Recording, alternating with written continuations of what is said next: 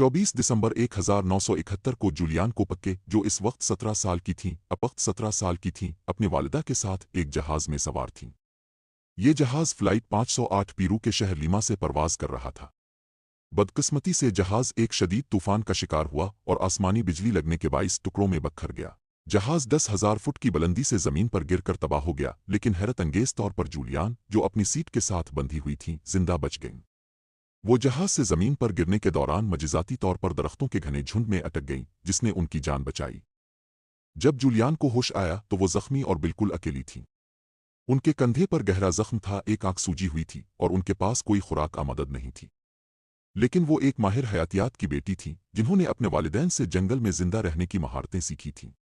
उन्होंने एक करीबी नदी का पानी पिया ताकि पानी की कमी से बच सके। उन्हें कोई खुराक नहीं मिली तो वो नदी के किनारे चलती रहें, क्योंकि उन्होंने सीखा था कि नदी के करीब आबादियां हो सकती हैं।